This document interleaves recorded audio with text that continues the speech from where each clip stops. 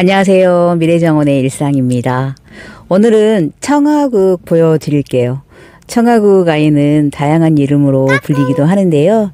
청마가렛, 블루데이지, 페르시아 등으로 불리고 있습니다. 삽목으로 뿌리를 내렸던 이 작은 아이를 받아서 뿌리를 조금 더 왕성하게 내리게 하고 가을 무렵이 되어서 이렇게 화분에 옮겼었는데요. 살아나지 못할 것 같은 느낌이었는데도 불구하고 위태위태하면서도 잘 버티고 살아났어요. 여러 해살이 꽃으로 정보가 나와 있지만 월동이 되지 않는다는 것을 보면 남부 지역에서 월동이 되는 아이 같아요. 저희 중부지방에서는 실내 월동을 하는 아이입니다. 저는 이렇게 창가에 두었는데요. 대신 가을부터 제가 이 아이를 심어 놓고 키를 올리면서 보니까 물을 좋아하는 아이더라고요. 화분이 너무 작아 여름철에는 하루에도 2번씩 물을 줬었고 가을에도 꾸준히 물을 주지 않으면 잎이 시들어지거나 힘이 없어 보이는 그런 모습을 접했어요.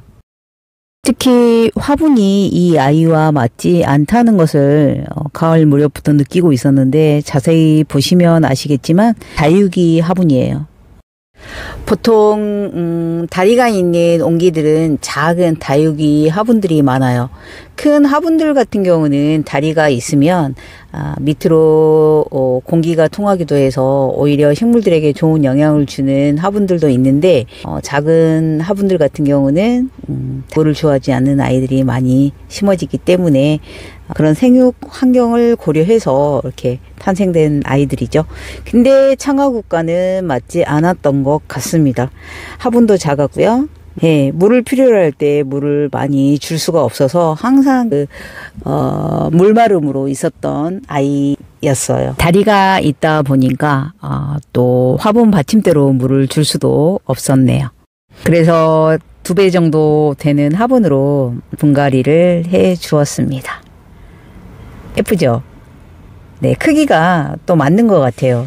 적절하게 크기를 바꿔주니까 아이들이 키를 키웠고 키를 키운 아이들에서 이제 꽃봉오리를 맺혀가는 단계인 것도 같은데 제가 꽃을 보고 겨울 동안 실내에서 꽃을 보고 다시 한번 아이들 이렇게 잘라주면 또 풍성하게 옆으로 가지가 2~3배로 불어날 것 같습니다.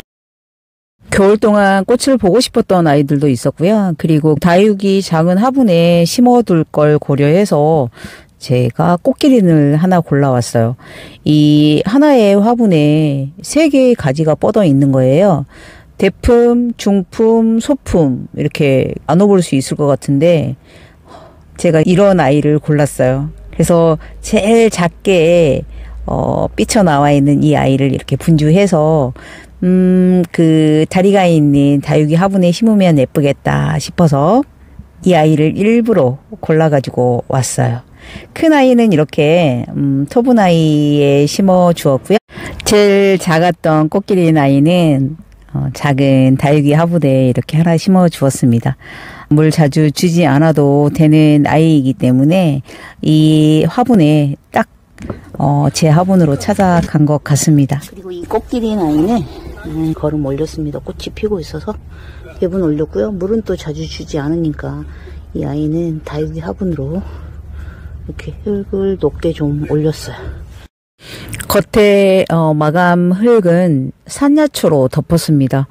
산야초는 보통 분갈이를 할 때 물빠짐이 좋도록 흙과 배율을 맞춰서 섞기도 하는데요. 저는 그냥 제일 화분의 위쪽에 이렇게 깔았습니다. 산야초가 보니까 약간 붉은기의 아이들도 보이기도 해서요. 이렇게 뿌려 놓으니까 깔끔하고 보기도 좋았습니다. 이 아이는 물을 자주 주지 않아도 되고 그저 햇볕이 잘 드는 곳에 두면 되는데 딱 제 옷을 입은 듯한 모습이네요. 다육이 화분에 꽃기린 아이 예쁘게 안정되게 심어둬 보았습니다.